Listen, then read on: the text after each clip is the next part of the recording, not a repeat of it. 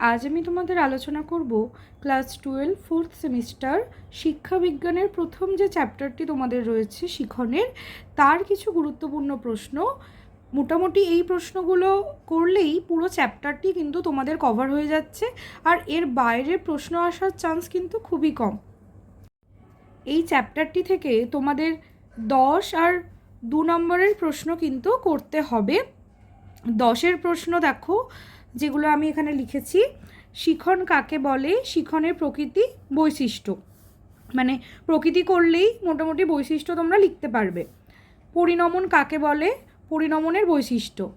শিখন এবং পরিণমনের সম্পর্ক আলোচনা করো। শিখন এবং পরিণমনের পার্থক্য লেখো। এই প্রশ্নটা খুব গুরুত্বপূর্ণ প্রশ্ন। আর যখন তোমরা এই শিখন আর পরিণমনের পার্থক্য করবে, দেখবে শিখন আর পরিণমনের বৈশিষ্ট্য থেকেই কিন্তু তোমরা পার্থক্যটা করতে পারছো। এক্সট্রা করে পার্থক্য মুখস্থ আবার করতে হবে সেরকম কিন্তু না। আগ্রহ কি? শিক্ষাক্ষেত্রে আগ্রহের গুরুত্ব। মনোযোগ কাকে বলে? মনোযোগের নির্ধারকগুলি লেখো। এটা 2-এর জন্য ইম্পর্টেন্ট আছে মনোযোগের নির্ধারক। মনোযোগ কাকে বলে? 4-এর জন্য গুরুত্বপূর্ণ। শিক্ষাক্ষেত্রে মনোযোগের ভূমিকা লেখো। প্রেষণা কাকে বলে? প্রেষণা চক্র সম্পর্কে আলোচনা করো। শিক্ষাক্ষেত্রে প্রেষণার ভূমিকা। এই যে প্রেষণা কাকে বলে বা মনোযোগ কাকে বলে, মনোযোগের নির্ধারক, এগুলো তোমরা যখন 10 মার্কসের জন্য পুরো নোটটা করে নিচ্ছ, তোমরা 2-এর জন্য কিন্তু এগুলো লিখতে পারবে, আর এক্সট্রা করে 2 তোমাদের করতে হবে না। শিক্ষাক্ষেত্রে প্রেষণার ভূমিকা লেখো।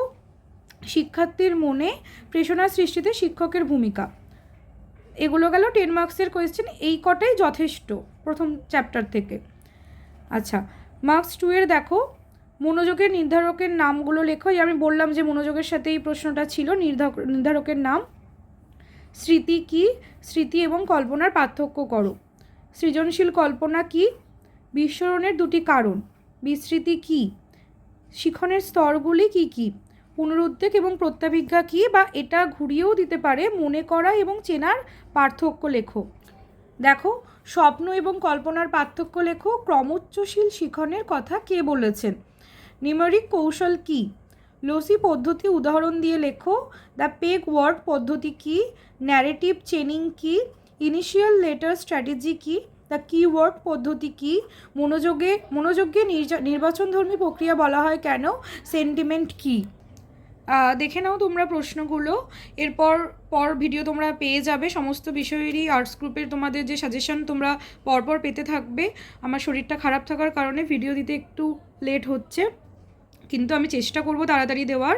পরবর্তী কোন বিষয়ে ভিডিও তোমরা দেখতে চাইছো কমেন্ট করে জানিও।